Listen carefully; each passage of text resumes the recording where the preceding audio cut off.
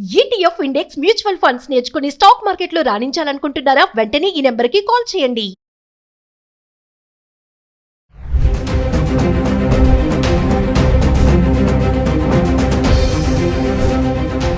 Hi hello నమస్తే, welcome back to Suman TV. ప్రస్తుతం మనతో పాటు ఉన్నారు consumers affairs committee chairman Mandari Krishna Reddy గారు. నమస్తే సార్. నమస్తే అమ్మా. సార్, మరి ట్రంప్ గురించి మనం చాలా వీడియోస్ మాట్లాడుకున్నాం. మరొక్కసారి ఏంటంటే ఇప్పుడు ఓపీటీ కానీ, H4 కానీ, H1B వీసా కానీ ఇంకా కొంచెం స్ట్రిక్ట్ అవుతున్నాయి రూల్స్. వీసాలు అంత తొందరగా రావు, మొత్తం చెక్ చేస్తే కానీ వీసాలు కూడా అందించబడమని చెప్పి కొన్ని ఆర్టికల్స్ చూస్తున్నాం. మరి ప్రస్తుత పరిస్థితి అక్కడ ఎలా ఉందంటారు? నిజంగానే వీసాల పరిస్థితి ఇలానే ఘోరంగానే ఉంది అనుకోవచ్చు అంటారా? చాలా ఘోరంగా ఉందమ్మా. అసలు విదేశాల నుంచి అమెరికా వెళ్ళేటువంటి పరిస్థితుల్లో గతంలో ఉన్న పరిస్థితి కన్నా ఇప్పుడు పరిస్థితి ఒక రకంగా చాలా క్లిష్టతరం అయిపోతుంది రోజు రోజుకి. ఉదాహరణకి ఒక 36 ఏళ్ల మహిళని తీసుకుంటే, అక్కడ విదేశాల నుంచి వచ్చి స్థిరపడ్డటువంటి మహిళ ఎడ్యుకేషన్లో చదివి తన ఎడ్యుకేషన్ పూర్తి చేసుకొని, కెరీర్ పూర్తి చేసుకొని తను ఏదైనా ఉద్యోగం సంపాదించుకోవడానికి ప్రయత్నం చేస్తూ ఉంది. భర్త అక్కడే ఆల్రెడీ H1B వీసాలో ఉన్నాడు. అతను ఆధారంగా అక్కడికి రావడం జరిగింది. తన కోర్సు పూర్తయిపోయింది, జాబ్ కోసం ప్రయత్నం చేస్తుంది. విచిత్రం ఏమిటంటే తనకి 12 సంవత్సరాల అనుభవం ఉంది. తన యొక్క సొంత దేశం లోపల అదే విషయం లోపల అదే సంబంధించినటువంటి దాంట్లో తను కోర్సు పూర్తి చేసిన దాంట్లోనే 12 years ఎక్స్పీరియన్స్ ఉంది.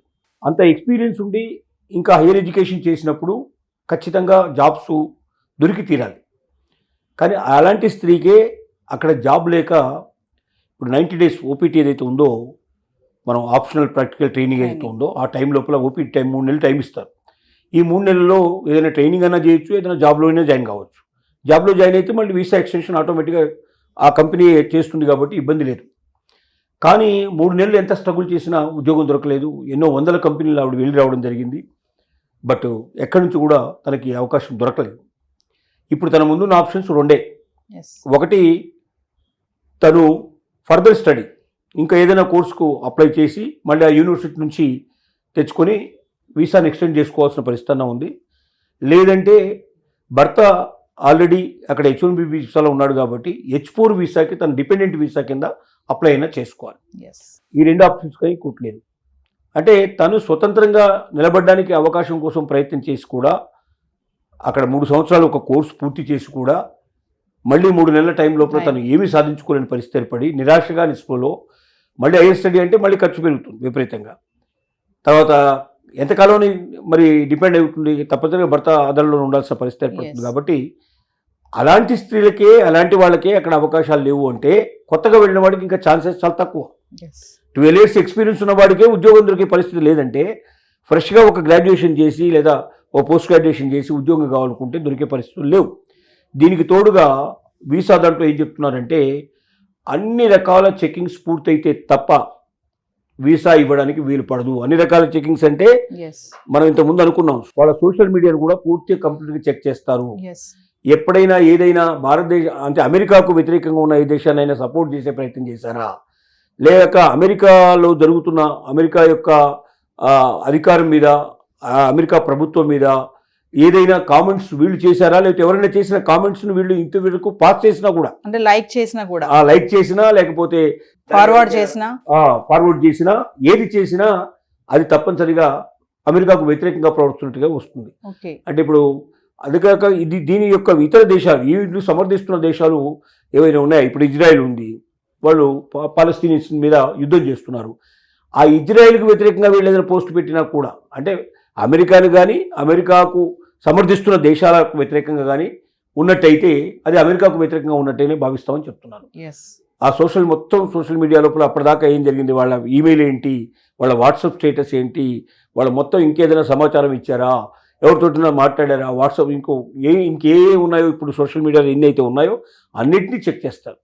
అన్నిటినీ చెక్ చేసిన తర్వాత అమెరికాకు వ్యతిరేకంగా కానీ అమెరికా మిత్ర దేశాలకు వ్యతిరేకంగా కానీ ఏ రకమైనటువంటి కామెంట్ చేయడం కానీ, లైక్ చేయడం కానీ, ఫార్వర్డ్ చేయడం కానీ ఏమీ లేదని తీర్మానం చేసుకున్నాకనే అప్పుడు ఇస్తారు. అంటే మామూలు విషయాలన్నీ ముందుగా చెక్ చేస్తారు. ఏంటి, వాళ్ళ యొక్క ఆర్థిక పరిస్థితి ఏమిటి, వాళ్ళు అక్కడ చదవడానికి వెళ్తున్నారా, లేకపోతే వాళ్ళు ఇంకేమైనా అక్కడ స్థిరపడడానికి వెళ్తున్నారా, డిపెండెంట్గా వెళ్ళబోతున్నారా, ఇవన్నీ చెక్ చేస్తారు. Yes. తర్వాత ఎడ్యుకేషన్ అయితే ఎడ్యుకేషన్ అక్కడ ఏది ఆ యూనివర్సిటీస్ వాళ్ళు యాక్సెప్ట్ చేసాయా, ఇవన్నీ మామూలుగా ఇమిగ్రేషన్కి ఉండేటువంటివన్నీ అవన్నీ పూర్తి చేసిన తర్వాత చివరికి దీని మీద కూడా కాన్సన్ట్రేట్ చేయడానికి వాళ్ళు సిద్ధపడుతున్నారు. అంటే ఇంతకుముందు వీసా అట్లా అప్లై చేయగానే వెంటనే ఒకసారికో 2 సార్లకో వీళ్ళకు వచ్చేసేది, కానీ ఇప్పుడు అట్లా లేదు. ఈ సోషల్ మీడియా మొత్తం స్టేటస్ అంతా కూడా చెక్ చేసి ఎక్కడైనా పొరపాటున తెలుసో తెలియకో ఏదైనా జరిగి ఉంటే కూడా దానికి వెళ్ళి ఇప్పుడు శిక్ష ఎప్పుడో 3 ఏళ్ల క్రితం 5 ఏళ్ల క్రితం అప్పటికి అసలు అమెరికా పోతారని నిర్ణయించుకోకముందు ఏమైనా చేసి ఉంటారు. కానీ వాటిని కూడా లెక్కలోకి తీసుకొని దాని మీద కూడా ఇతను రిజెక్ట్ చేయడానికి, అంటే రిజెక్ట్ చేసే అవకాశాలు ఎంత మ్యాక్సిమం ఉంటే అంత మ్యాక్సిమంగా రిజెక్ట్ చేయడానికే సిద్ధపడుతున్నారు. ఎస్. అంటే దేశానికి చెడ్డ పేరు రాకూడదు కాబట్టి రిజెక్ట్ ఎందుకు చేశామని చెప్పడానికి కారణం ఉండాలి కాబట్టి కారణాలు వెతుకుతున్నారు. ఎస్. అంటే ఇక అమెరికా ఇతర దేశాల నుంచి వెళ్ళేటువంటి వాళ్ళని మామూలుగా స్టూడెంట్స్ గాను లేకపోతే అక్కడ డిపెండెంట్ గాను లేదా అక్కడ ఉద్యోగాలు వెతుక్కోవడానికి ప్రయత్నం చేసేవాళ్ళను ఇష్టపడటం లేదు. ఇది ఎవరిని ఇష్టపడుతుందంటే ఇక్కడి నుంచి డబ్బులు తీసుకెళ్ళి అక్కడ ఖర్చు పెట్టి లేదా అక్కడ ఏదైనా పెట్టుబడి పెట్టి అక్కడ వాళ్లకు ఉద్యోగాలు దొరికేటట్టు చేసి లేదా అక్కడ ఆదాయాన్ని పెంచినట్టుగా ప్రయత్నించే వాళ్ళని మాత్రమే ఆహ్వానిస్తోంది. ఆ తప్ప వాళ్ళకి వేరే వాళ్ళు లేరు, వేరే వాళ్ళు అవసరం లేదు వాళ్ళకి ఇప్పుడు. Yes. అంటే అమెరికాలో ఉండేటువంటి జనాభా సరిపోతుంది మనకు. ఇతర దేశాల నుంచి వచ్చే జనాభా వల్ల అనవసరంగా మన వాళ్ళకి ఇబ్బందులు పెరుగుతున్నాయి, ఇక్కడ ఉండే వాళ్ళకి అవకాశాలు తగ్గిపోతున్నాయి. ట్రంప్ ఏదైతే తన యొక్క ఎలక్షన్లో వాగ్దానం చేశాడో ఆ వాగ్దానం ప్రకారంగా ఉండేట్టుగా ప్రయత్నం చేస్తున్నారు. Yes. దీనివల్ల రాను రాను క్లిష్టమైపోతుంది. ఇక అమెరికా నుంచి ఆశలు వదులుకొని ట్రంప్ ఉన్నంతకాలం అమెరికా లోపల ఉద్యోగ అవకాశాలు దొరకవు Yes. అని నిర్ణయించుకొని ఇంకా ఏదైనా ఆలోచన చేసి వేరే దేశాలు, చాలా దేశాలు పిలుస్తున్నాయి మనల్ని, వేరే దేశాలకు వెళ్ళినా కూడా ఎడ్యుకేషన్లో అమెరికానే గొప్పది, ఇంకా ప్రపంచంలో ఏ దేశం లేదని అనుకోవడానికి వీలు లేదు. చదవగలిగితే వేరే దేశం కూడా వెళ్ళి చదవచ్చు. ఇప్పుడు మన దేశంలో కూడా యూనివర్సిటీస్ చాలా డెవలప్ అయినాయి, విదేశీ యూనివర్సిటీస్ చాలా బ్రాంచెస్ ఇక్కడ వచ్చినాయి. కాబట్టి నిజంగా చదువు మీదనే ఆసక్తి ఉంటే ఇవాళ చదువుకోవచ్చు. మనం చూసాం కదా, ఒక గొర్రెల కాపరి ఐఏఎస్ పాస్ అయ్యాడు. Yes. Yes. ఆ టైంలో ఆ రిజల్ట్ వస్తున్నప్పుడు కూడా అతను మేకలు కాస్తున్నాడు అతను వాస్తవంగా. అంటే ఆ శక్తి, ఆ ఇంట్రెస్ట్ ఉంటే, చెయ్యాలనేటువంటి కుతూహలం ఖచ్చితంగా ఉంటే తప్పనిసరిగా విజయం సాధించే అవకాశాలు ఉన్నాయి. అందువల్ల అమెరికాలోనే ఏదో నేర్చుకోవాలి, అమెరికా అంటే జనరల్గా ఎందుకు పోతున్నారు అమెరికా అంటే అమెరికాలో ఏదైనా ఉద్యోగం దొరికితే అక్కడ బాగా డబ్బు వస్తుంది, Yes. స్థిరపడవచ్చు, అయిగా భారతదేశానికైనా తీసుకొని రావచ్చు అనే కోరికతో వెళ్తున్నారు. కానీ ఆ కోరిక ట్రంప్ ఉన్నంతకాలం నెరవేరే అవకాశం లేదు. ట్రంప్ తర్వాత కూడా ఎక్స్టెండ్ చేసినా ఆశ్చర్యపడాల్సిన అవసరం లేదు. ఎందుకంటే అమెరికన్ పౌరులందరూ హర్షిస్తున్నారు, మెజారిటీ పీపుల్ హర్షిస్తున్నారు దీనికి. మాకు ఉద్యోగ అవకాశాలు పెరుగుతాయి, ఉపాధి అవకాశాలు పెరుగుతాయి, మాకు ఆదాయం పెరుగుతుంది, నెంబర్ 1 దేశంగా అమెరికా ముందుకెళ్తుంది అన్న కోరికతో, కాంక్షతో ఉన్నటువంటి అమెరికన్ ప్రజల్ని మనం ట్రంప్ తర్వాత కూడా Yes. వచ్చేటువంటి వాళ్ళకు కూడా ఇలాంటి వాళ్ళని ఎన్నుకోవడానికి ప్రయత్నం చేసే అవకాశాలు ఉన్నాయి. కాబట్టి అమెరికా గురించి ఆశలు కూడా మంచిది అని మనం తెలియజేస్తున్నాం. సో మరొక విషయం ఏంటంటే, మామూలుగా అక్కడ మన పిల్లలు ఉన్న వాళ్ళ దగ్గరికి పేరెంట్స్ వెళ్తూ ఉంటారు కదా, విజిటింగ్ అంటారు, డిపెండింగ్ వీసా అంటారు దాన్ని. అంటే అక్కడికి వెళ్ళినప్పుడు 6 నెలలు 8 నెలలు ఉంటారు. ఆ ఉన్నటువంటి ఆ నెలల్లో వాళ్ళు మామూలుగా వేరే ఏమైనా పనులు చేసుకోవడానికి ఛాన్సెస్ ఉంటాయా? అస్సలు అవకాశమే లేదు. ఎందుకంటే మనం విజిటింగ్ వీసా తీసుకుని పోతారు, సహజంగా వెళ్ళే వాళ్ళకి విజిటింగ్ వీసానే ఇస్తారు. విజిటింగ్ వీసా మీద వెళ్ళి అక్కడ పనులు చేయడానికి అసలు అవకాశం లేదు, ఆస్కారం లేదు. ఒకటి అక్కడ జాబ్ కోసం మొట్టమొదటి అప్లై చేసుకుని జాబ్ కన్నా వెళ్ళాలి. అంటే అక్కడ ఎవరైతే కంపెనీ ఉన్నారో కంపెనీ వాళ్ళ దగ్గర నుంచి వీసా కూడా వాళ్ళే ప్రొవైడ్ చేస్తే మనం వెళ్ళాల్సిన అవసరం ఉంది. లేదంటే ఇప్పుడు డిపెండెంట్ ఎవరైతే ఉన్నారు పర్సన్స్, వాళ్ళు ఎందుకు పిలుస్తున్నారు, మమ్మల్ని మా విజిట్ చేయడానికి వస్తున్నారు, మమ్మల్ని చూసుకోవడానికి వస్తున్నారు అని చెప్తున్నారు తప్ప 6 months కన్నా ఎక్కువ ఇవ్వరు వాస్తవంగా. Yes. అంతకన్నా ఎక్కువ ఇవ్వాలంటే అక్కడ ఏదైనా కారణం బలీయంగా ఉండాలి.